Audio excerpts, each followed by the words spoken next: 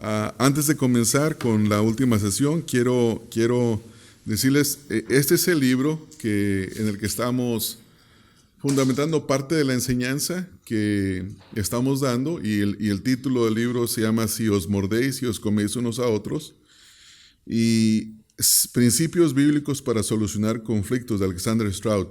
Si alguno quiere un libro de estos, tenemos solo 25 copias. Si alguno, ahí hablen con la hermana Cecilia Ordóñez, ella se va a encargar de vender los libros. Entonces, creo que son $17.50 por libro, algo así. Segundo anuncio, los audios de la conferencia van a estar puestos en una página que se llama Sermon Audio, y hay una aplicación que está para iPhone y para Android, y ahí la pueden descargar, sermonaudio.com. Si van a un website y si van a la aplicación, nomás Sermon Audio. Y yendo a Sermon Audio, pueden hacer una búsqueda por Iglesia Bautista Emanuel y ahí van a aparecer los audios de la conferencia. Esta mañana publicamos uno que viene a ser la introducción a la conferencia, y fue un mensaje que prediqué aquí el miércoles, y es un mensaje titulado El Evangelio de la Reconciliación, basado en 2 Corintios 5, versículo 11 al 21. Entonces, si alguno de ustedes quiere, va a ser parte de esos audios que vamos a subir. Y nada más, esos son los anuncios que tenía. Vamos a orar, hermanos, antes de comenzar a estudiar la palabra. Señor y Padre nuestro, una vez más nos inclinamos delante de tu presencia, Señor, en el nombre de nuestro Señor Jesucristo, agradecidos porque nos permites estar juntos, Señor, en este día, para ser instruidos por tu palabra, para tener un tiempo de comunión juntos, no solamente en la palabra, sino también en los alimentos y las conversaciones. Y te damos gracias, Señor, porque esto realmente es un refrigerio para nuestras almas. Te doy gracias, Señor, por lo que hemos aprendido, y ruego, Señor, que en esta última sesión tú también nos instruyas a través de tu palabra. Ruego por cada uno de los que estamos aquí, como rogamos al principio, que tu Santo Espíritu pueda quitar, más bien dicho, quite toda resistencia que haya en nuestros corazones a las verdades que hemos aprendido, y que cuando lleguemos a un punto en nuestra vida en el que tengamos que dar pasos para la reconciliación, tú nos ayudes, Señor. Ayúdanos, Padre, a no ser solamente personas de grandes convicciones doctrinales, pero con corazones duros. Ayúdanos, Señor, a tener convicciones doctrinales, pero también corazones que sean amorosos, Señor, donde nos busquemos unos a otros y deseemos el bien de los unos para con los otros. Ahora, Señor, yo te ruego que en esta última sesión, que es titulada Busca la Reconciliación, al ver este pasaje tan familiar en Mateo 18, del versículo 15 en adelante, tú nos ayudes a escuchar, Señor, y no muchas veces a pensar en lo que ya conocemos del pasaje. Más bien, ayúdanos a ver que cada porción del pasaje que nos instruye, ayúdanos a ver aquellas cosas que ya deberíamos de estar practicando y no las hemos practicado. Y rogamos, Señor, que tú traigas convicción a cada uno de nosotros. Y esto lo rogamos y lo pedimos en el nombre de nuestro Señor Jesucristo. Amén. Vamos a leer, hermanos, Mateo capítulo número 18, y comenzamos leyendo desde el versículo número 15, desde el versículo número 15 al 17, 15 al 17. Dice la palabra del Señor: Por tanto, si tu hermano peca contra ti, ve y repréndele estando tú y él solos. Si te oyere, has ganado a tu hermano. Mas si no te oyere, toma aún contigo a uno o dos, para que en boca de 2 o 3 testigos conste toda palabra. Y si no los oyere a ellos, dilo a la iglesia. Y si no oyere a la iglesia, tenle por gentil y publicano. Cuando los creyentes, hermanos, pecamos unos con otros, se produce un conflicto, Y ese conflicto generalmente produce un distanciamiento. Es casi imposible que dos personas que están en un conflicto se puedan sentar a comer, a tomar los alimentos. Si son miembros de la misma congregación y vienen, lo más seguro es que uno se sienta al frente, el otro se va a sentar hasta atrás, uno salga por la puerta del santuario, otro entra por la puerta más grande, y se va a hacer notorio que este conflicto ha creado un distanciamiento. Y la pregunta que nos hacemos cuando esto ocurre es, ¿qué debemos de hacer cuando pasa esto? Y la Escritura, preveyendo que nosotros vamos a tener conflictos en la congregación, unos con otros, el Señor nos dio una serie de instrucciones, una prescripción para el problema de cómo resolver los conflictos. Pero generalmente nosotros no buscamos resolverlos por naturaleza de la forma en la que el Señor nos manda. Generalmente tendemos a hacer cosas totalmente opuestas, como por ejemplo, movernos de iglesia. Ese puede ser uno de ellos. Otro, contarle a todo mundo el mal que me han hecho o lo malo que es la persona que me lo hizo. Otro, reclutar a la familia y a los amigos para poder atacar a aquel que me ha ofendido. Otro es guardar rencor por los próximos 20 años.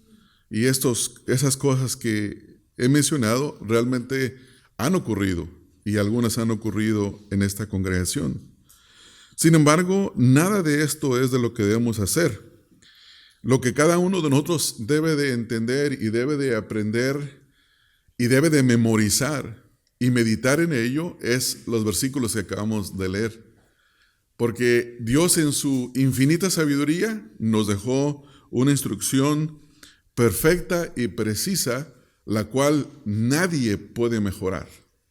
Supongamos que alguien tenga la tendencia de decir, mira, es que esas cosas son cosas viejas, eso trabajaba en el pasado, las cosas cambian, hay que cambiarlo, hay que hacer algo nuevo, los tiempos han cambiado, las personas han cambiado. Sí es cierto, los tiempos cambian, las personas cambiamos, pero si el cielo y la tierra pasa, la palabra de Dios no pasa, no pasará. Por lo tanto, debemos de irnos siempre a las Escrituras. Y ya sea que nosotros hayamos pecado contra alguien o alguien haya pecado con nosotros, estos principios siempre se aplicarán a ambos.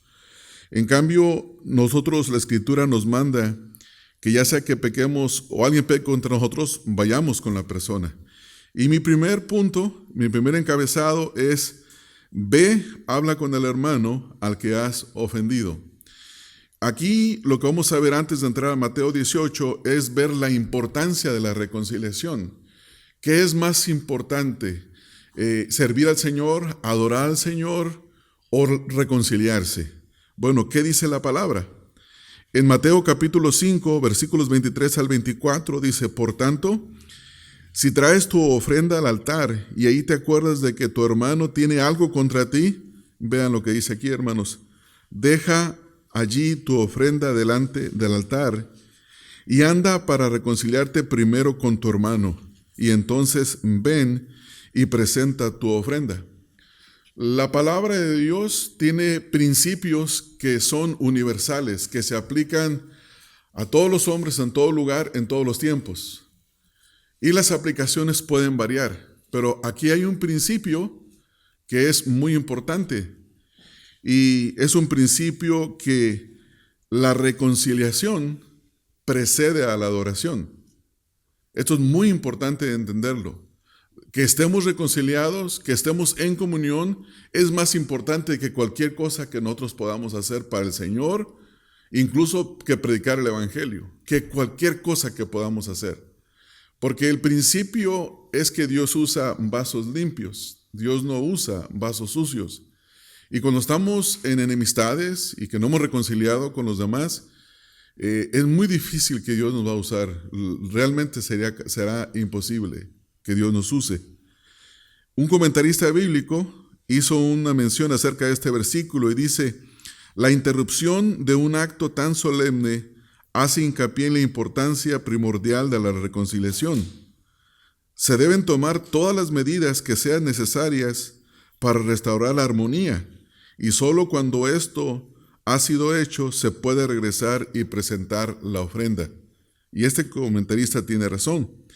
En realidad es evidente que cuando se está enemistado con otra persona, un hermano contra otro, es imposible adorar. Y el principio que les mencioné un rato es el principio que menciona MacArthur en su comentario a este versículo, y es un comentario muy breve que dice: la reconciliación siempre precede la adoración. Es un principio que se debe de aplicar. Entonces, si nosotros aprendemos que la reconciliación precede a la adoración, la primera cosa que yo me debo de preguntar a mí es: ¿qué me mueve a hacer este principio de la palabra de Dios? ¿Qué es lo que me mueve a hacer? Si es un principio universal que aplica a todos, ¿qué me debe de mover a hacer? Y lo que me mueve a hacer es que pare de hacer todo lo que estoy haciendo y le dé prioridad a la reconciliación. Esa sería una buena aplicación. Ahora sí vayamos a Mateo capítulo 18, versículos 15 al versículo... Vamos a leer hasta el 18. Leí nada más hasta el 17, pero vamos a ver hasta el 18. Aquí, en segundo lugar, hay que ir con el hermano y tratar con el pecado. Ve y habla con el hermano que ha pecado contra ti. Dice Mateo 18:15, por tanto, si tu hermano peca contra ti, dice ahí el versículo, ve y repréndele estando tú y él solos. Hay otras versiones que dicen, hazle ver su pecado. Y eso es en realidad lo que tenemos que hacer, porque generalmente cuando interpretamos la palabra repréndele como ir y hablar con él, es una excusa para ir y descargar nuestra ira que tenemos contra el hermano. Pero el propósito de ir y hablar con un hermano que ha pecado contra nosotros es ir y hacerle ver que él ha pecado contra nosotros.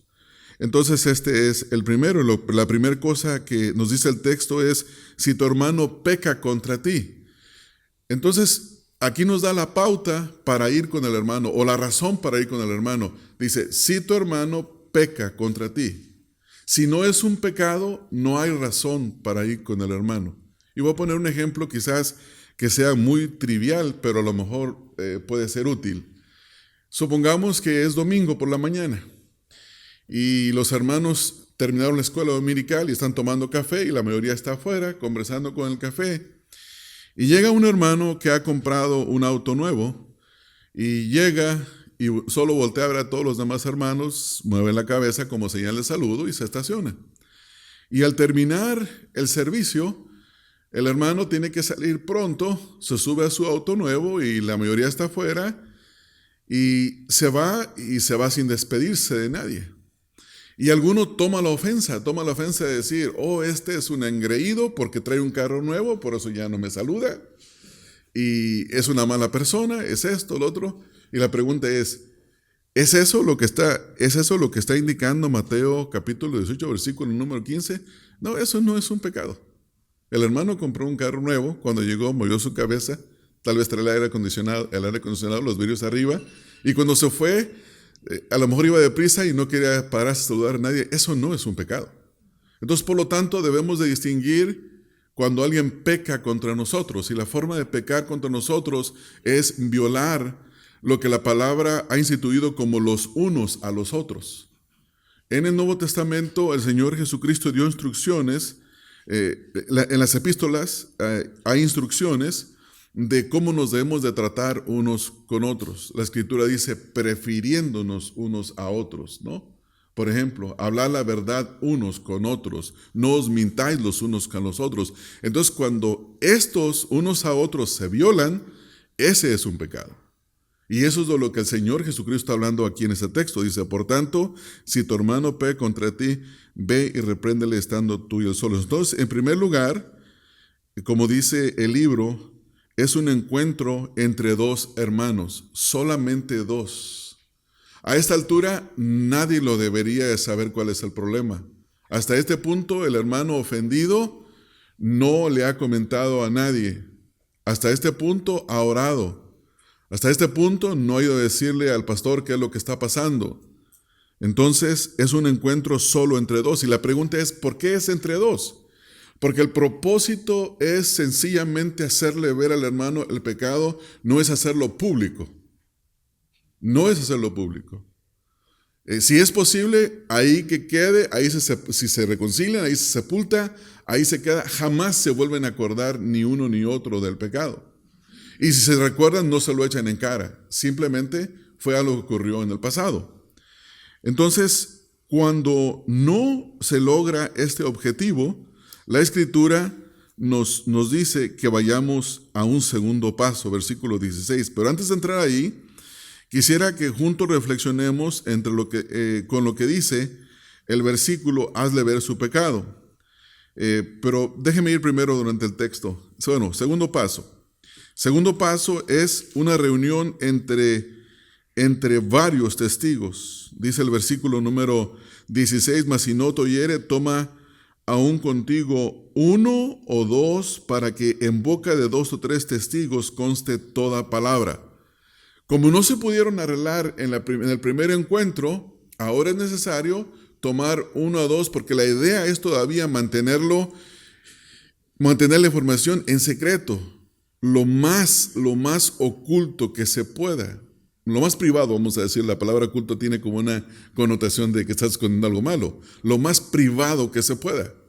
Por eso es nada más llevar, como dice el versículo, 1 o 2, con el propósito para que todo lo que se hable ahora consta en boca de 2 o 3, junto con el que los lleva. Versículo 17. Si no los oyere a ellos, dilo a la iglesia. Y si no oyere a la iglesia, tenle por gentil y publicano. El próximo paso, tercer paso, es llevarlo a la iglesia. Y aquí en este punto, cuando vamos a la iglesia, hay gente que hace la pregunta, cuando dicen iglesia, ¿se refiere al pastor y a los diáconos y los testigos y el acusado y el acusador? ¿O es toda la iglesia? Y el versículo habla de toda la iglesia.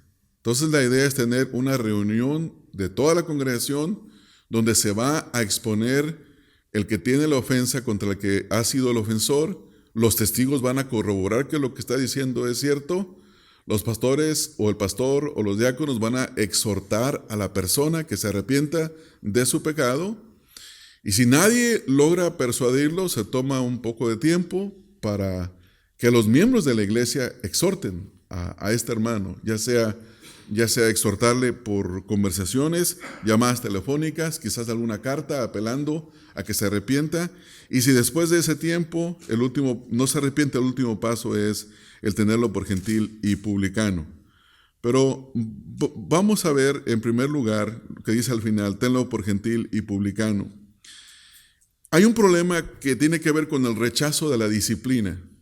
La mayoría de las congregaciones no quieren practicar la disciplina. ¿Por qué razón? Porque es difícil, no es fácil. Nosotros tuvimos un caso hace años aquí en la congregación donde una persona cometió un fraude de dinero y esta persona estaba en una posición de liderazgo y ese fraude fue contra gente no creyente, aún contra creyentes dentro de la iglesia, y estamos hablando de cientos de miles de dólares. Y probando todas las evidencias aún a toda la congregación, hubo gente que llegó a decir, no, pero es que a lo mejor no se arrepiente porque le da vergüenza. No, si le diera vergüenza se arrepentiría. No, a lo mejor no lo admite porque estamos siendo demasiado duros, nunca se debería haber hecho público esto. Pero es que se siguió un proceso y esa persona nunca se quiso arrepentir. Y bueno, obviamente terminó yéndose de la iglesia. Sin embargo, muchos cristianos, al igual que esta persona, no quieren seguir el proceso de la disciplina que instituye la palabra de Dios. Incluso hay algunos líderes de congregaciones que prefieren ignorar estas situaciones antes que pasar por un proceso difícil, porque realmente es duro. Un teólogo australiano, James Denney, dijo, pero debemos de saber que el juicio de la iglesia es el instrumento de amor de Dios y el momento en que es aceptado por el alma pecadora, comienza a trabajar con una fuerza redentora. Y eso es cierto. Cuando una persona realmente reconoce que ha pecado y viene a la iglesia y dice, no, es cierto lo que me han dicho, me arrepiento, realmente esa persona viene a ser realmente restaurada. Nosotros tuvimos otro caso aquí en la congregación. Tuvimos un caso de un joven que robó dinero en la congregación y se declaró homosexual. Entonces se empezó a desaparecer de la iglesia en el tiempo de la pandemia, se desapareció. Y un día me manda un correo por la noche y confiesa el pecado de haber robado. Confesó el pecado de haber robado y prometió restituir el dinero. Y lo restituyó con los años. Pasó mucho tiempo y tratamos de tener misericordia con este hombre y con pagos como iba pudiendo, así se recuperó y pagó la deuda. Pero hay algo en su correo electrónico que dijo, puedo reparar la falta de haber robado, pero no puedo cambiar quién soy. En su mente de él, ser homosexual es algo que es parte de su naturaleza. No lo ve como un pecado, como la Escritura lo cataloga en la lista de pecados. Entonces la pregunta que uno hace es, ¿nos podemos reconciliar con una persona que solamente confiesa una parte del pecado, pero no está dispuesta a reconocer el resto? Y la respuesta es no, es imposible. Porque esta persona tiene que afirmar lo que la Escritura afirma para fin de poder decir que se ha reconciliado la persona. Entonces, cuando el pecado se tiene en mente y se es confrontado a un nivel corporativo, es la manera en la que la iglesia se puede librar de la levadura que leuda toda la masa. A veces hay cosas que son pequeñas y un pastor puede tener la tendencia a ignorar esto y decir, no pasa nada, esto así queda. Hay que dejarlo así, nadie lo sabe, dejémoslo así porque tratarlo va a ser muy dañino y esto no va a afectar tanto y en realidad afecta demasiado. Hubo un caso en una congregación donde una hermana de la iglesia cometió adulterio con un hombre amigo del esposo que también decía ser creyente y la hermana en arrepentimiento vino con el pastor y le dijo, pastor, cometí adulterio, pasó esto, otro. Él le dijo a ella, ¿ya se lo dijiste a tu esposo? Le dijo, ¿ya te arrepentiste? Dijo, sí. ¿Ya se lo dijiste a tu esposo? No. Y el pastor le dijo, no se lo digas porque las cosas van a empeorar. Historia corta, hermanos, eso terminó en destrucción del matrimonio.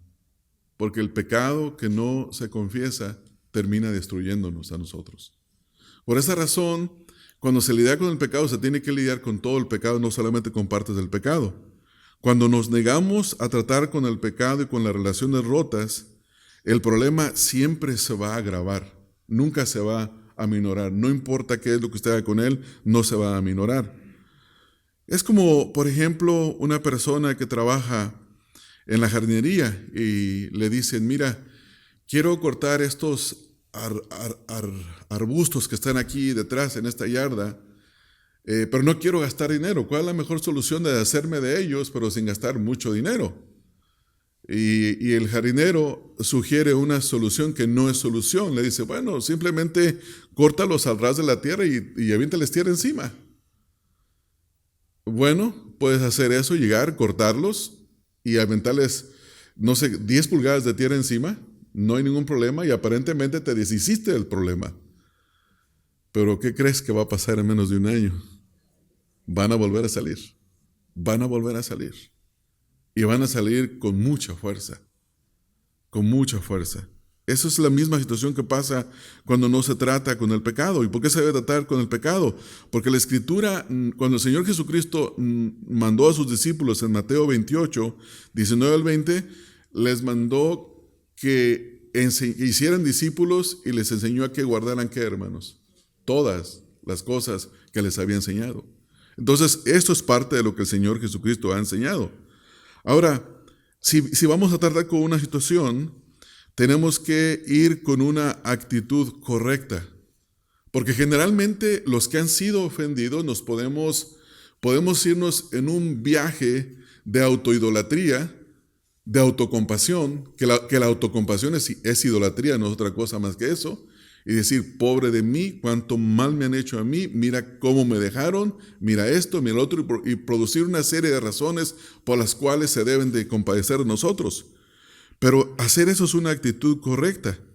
Cuando alguien ha pecado contra nosotros, no debemos de reaccionar de una forma egoísta diciendo que esa persona venga a mí si se quiere arreglar, que esa persona se humille delante de mis pies si se quiere arreglar conmigo, que me ruegue hasta que yo crea que me está rogando lo suficiente para poder perdonarla, porque no es mi problema, es el suyo. Esa puede ser una actitud incorrecta. Sin embargo, como aprendimos en la segunda sesión, 1 Corintios 13:4 dice que el amor es sufrido. El amor es sufrido. Y esa es una actitud correcta para ir con las personas. Cuando nos negamos a tratar con el pecado y las relaciones rotas, el problema, como ya lo mencionamos, siempre se va a agravar. Por esa razón, es necesario tratar con él. Vamos ahora, hermanos, a ver brevemente los textos que tenemos frente a nosotros. Primer paso, ir con el hermano, versículo número 15. Por tanto, si tu hermano peca contra ti, ve y repréndele estando tú y él solos. Si te oyere, has ganado a tu hermano. Aquí hay tres cosas claves que debemos de tomar en cuenta. En primer lugar, la primera cosa que tenemos que hacer es ir con el hermano. Esa es la primera cosa que debemos de hacer. Noten que aquí se habla primera y segunda persona. Dice, si tu hermano, está hablando de alguien a quien se ha ofendido, y el hermano que ha ofendido peca contra ti, dice, ve y repréndele estando tú y él solos. Está hablando solamente de dos personas. El ofendido tiene que ir con el ofensor y le tiene que hacer ver la forma en la que lo ha perjudicado. Tiene que hacerle ver la forma en la que le ha perjudicado, hacerle ver, mira, haciendo esto has violado la palabra de Dios. Haciendo esto has deshonrado al Señor. Haciendo esto has pecado contra mí. Pero dice el versículo, primero es entre dos personas, segundo es hacerle ver el pecado y tercero no, te dice, si te oyere, ¿qué dice el versículo? Has ganado a tu hermano. El propósito es restauración. El propósito es ganar, no producir más división. La meta aquí no es que yo me vindique. La meta aquí no es que yo salga reconocido como el que tiene razón y el otro no. Aquí el punto es ganar al hermano, hacerle ver que lo que hizo es un pecado. Es un pecado. En segundo lugar, dice, mas si no te oyere, toma aún contigo uno o dos, para que en boca de dos o tres testigos conste toda palabra. Noten que hay una necesidad ahora, ya no de mantenerlo en privado entre dos personas, sino que hay una necesidad de tomar otras dos personas y llevarlo. Uno o dos, dice el versículo. Ahora, hay algunos comentaristas bíblicos que dicen, como por ejemplo en la parte que dice aquí, dos o tres testigos. Dicen que la palabra testigo significa aquellos que vieron que te ofendió. Pero no creo que eso es así por lo que el texto sigue diciendo. Dice el versículo, mire cómo conecta la palabra testigos. Dice, toma aún contigo uno o dos, y lo dice, para que en boca de dos o tres testigos conste toda palabra. Está hablando de algo que se va a hacer. Que todo lo que se va a hablar sea en boca de los que van, del ofendido, del ofensor y del uno o de los dos testigos.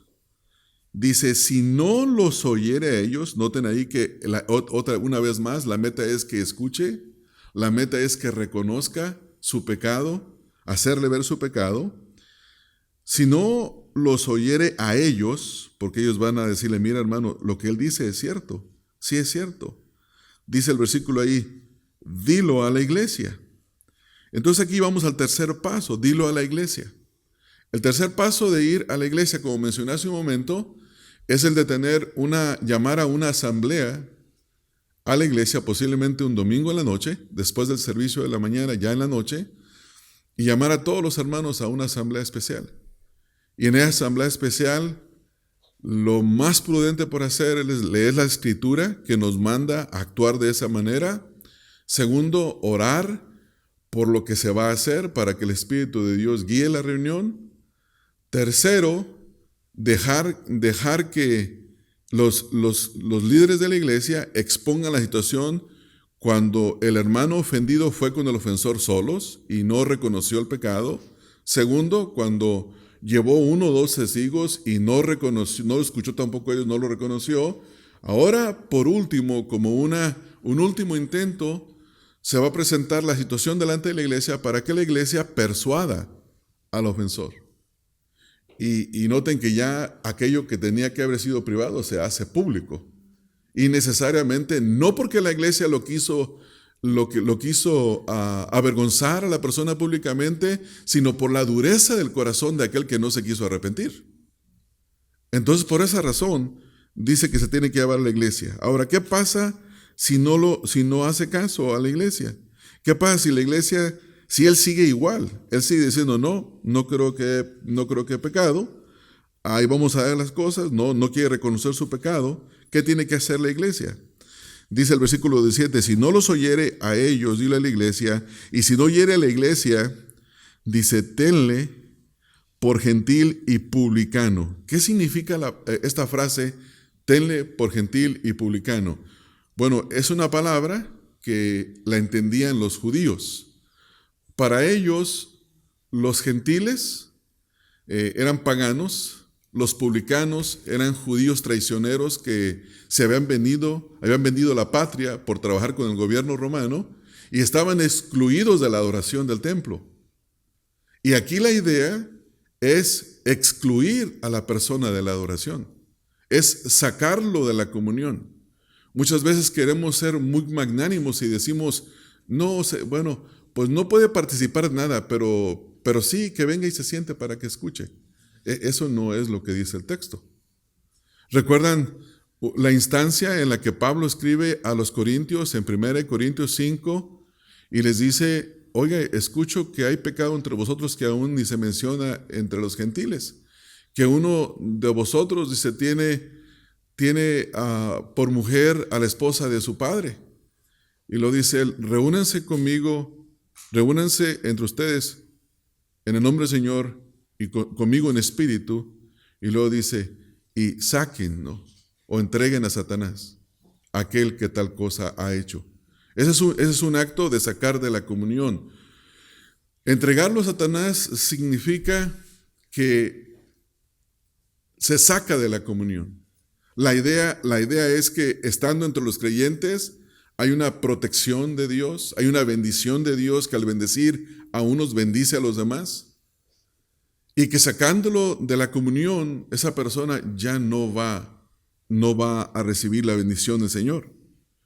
Entonces dice, tenlo por gentil y publicano. Y luego dice el versículo número 18. O sea, aquí la persona no se arrepintió. Dice, de cierto os digo que todo lo que atéis en la tierra será atado en el cielo. Y todo lo que desatéis en la tierra será desatado en el cielo. ¿Qué está diciendo aquí el Señor Jesucristo? Bueno, está diciendo que si se sigue correctamente el proceso, se puede decir que la persona está actuando como un no creyente y se le debe tratar como un no creyente. Ahora, si la persona, el ofensor, viene con el tiempo y reconoce su pecado, confiesa su pecado delante de la iglesia, bueno, se le recibe a la comunión. Porque entonces está mostrando lo contrario, que estuvo en desobediencia por un tiempo, pero ha reconocido ahora que está mal, que él ha pecado contra la iglesia, que él fue necio en las instancias en las que se trató de hacerle ver su pecado y las 3 veces lo negó y las otras exhortaciones que otros le dieron y sin embargo no quiso recibir la exhortación y por lo tanto si vuelve se le debe de recibir en la iglesia. Ahora, hermanos, ya para ir culminando con esto, ya mencioné hace un momento las actitudes correctas con las que uno debe ir, cosa que ya vimos hace rato. Pero quiero terminar con un pasaje que es un pasaje clave para que podamos llevar un proceso de esto. Antes de ir y seguir el proceso de Mateo 18, creo que este pasaje precede en cuanto a la preparación. Gálatas capítulo 6, versículo 1 y 2. Dice: hermanos, noten que esta instrucción está dada a creyentes. Hermanos, si alguno fuere sorprendido en alguna falta, noten la frase que dice alguno. Esto habla de la posibilidad de que cualquiera de nosotros puede ser sorprendido en alguna falta. No dice si los miembros de la iglesia, dice si alguno. Esto incluye al pastor, a los diáconos, a los líderes de cualquier área en la iglesia, a todo mundo en la iglesia, a todo miembro de la congregación, si alguno fuera sorprendido en alguna falta. Una falta aquí tiene que ver con el fallar del estándar de Dios, el no hacer la voluntad de Dios. Dice, si hay uno que es sorprendido en alguna falta, lo cual va a ser una realidad, no sabemos cuándo, no sabemos quién, pero sabemos que eso va a ocurrir. Entonces, cuando ocurra esto, ¿qué debemos de hacer? Dice, vosotros que sois espirituales, restauradle con espíritu de mansedumbre. Ahora vean la frase que dice, vosotros que sois espirituales. En el contexto, en el capítulo 5, versículos 16 hasta el 23, estaba hablando de andar en el espíritu y de no satisfacer los deseos de la carne. ¿Quién es un espiritual entonces? Uno que anda en el espíritu. En el versículo 22 al 23 se ve el fruto del espíritu, las cualidades del fruto del espíritu. Entonces, uno que es espiritual es uno que anda siendo guiado por el Espíritu de Dios. Uno que vive conforme a las cualidades que están mencionadas en el versículo 22, donde dice amor, gozo, paz, paciencia, benignidad, bondad, fe, mansedumbre, templanza. Estas cualidades son las que hacen a una persona espiritual. Pero si usted le pregunta hoy en día a Madonna, por ejemplo, Madonna dice que ella es espiritual porque practica cosas, no sé, son satánicas, ocultas, del más allá. Entonces, el concepto en el mundo de ser espiritual significa que no necesariamente crees en Dios, pero que crees en un ser superior. No necesariamente crees en el cielo, pero sí crees que hay algo después de la muerte. Pablo no está hablando de eso, hermanos. Vosotros que sois espirituales se refiere a los que andan conforme al Espíritu y no conforme a la carne. Entonces, esos que están siendo guiados por el Espíritu son las personas capaces de poder ir y restaurar a uno que ha ofendido, a uno que ha caído. Entonces, esto es importante porque nos da las pautas. Si yo voy a ir a hablar con un hermano que me ha ofendido, mi actitud va a ser de amor, de gozo, de paz, de paciencia, benignidad, bondad, fe, mansedumbre, templanza. Hasta ahí. Entonces dice el capítulo 6 de Gálatas, versículo 1, vosotros que sois espirituales, o sea, todos aquellos que andan conforme al Espíritu, ¿qué tienen que hacer? ¿Qué acción? Restauradle. La meta es restaurar a la persona. Y esta palabra restaurar es muy similar al Salmo 23, donde dice, Él confortará mi alma. Y en una versión antigua decía, Él restaurará mi alma. Y en los evangelios, la idea de restaurar es la de enmendar las redes. O también la de un hueso dislocado, ponerlo donde debe de estar.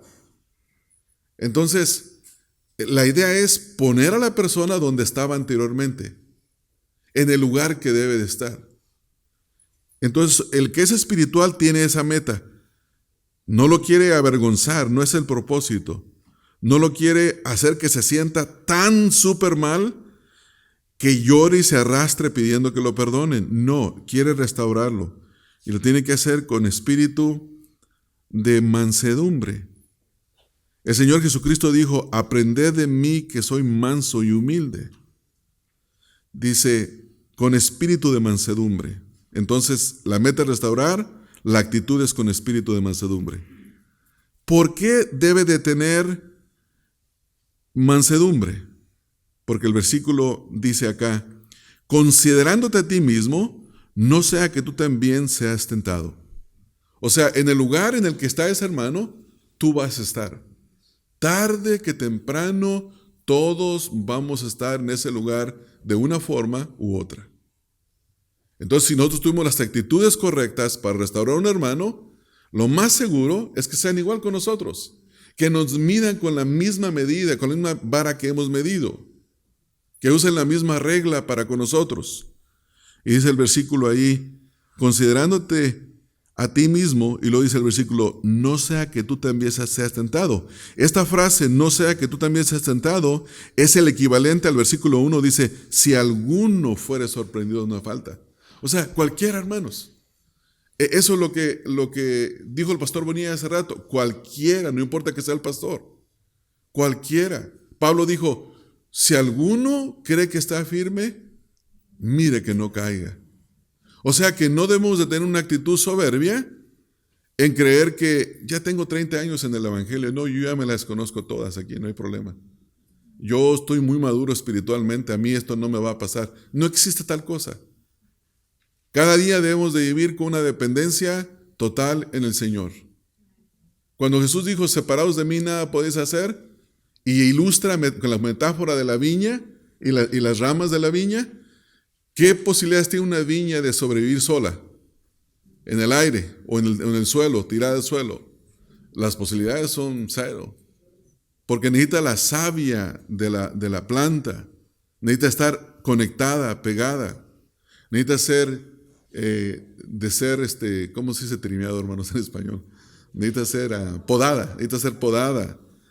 Entonces, limpiada, ese sería el equivalente. Entonces, este es el punto. Considerándote a ti, no sea que tú también seas tentado. Y luego en el versículo número 2 se nos da un mandamiento a todos. Sobrellevad los unos las cargas de los otros. Sobrellevad los unos las cargas de los otros. Todos, tarde que temprano, llevaremos la carga de uno y otro, tarde que temprano, llevará mi carga. Eso es algo por lo que todos habremos de pasar. Y luego dice el versículo así, enseguida, y cumplid así la ley de Cristo. ¿Cuál es la ley de Cristo? Es la que es dada en Juan 13:35, donde dice que nos amemos unos a otros. Entonces aquí el punto, entre las cualidades que se mencionaron, las actitudes que se mencionaron, es la de ir y amar a las personas. Entonces la confrontación realizada por el poder del Espíritu Santo y con la delicadeza, tacto, libera a una persona necesitada.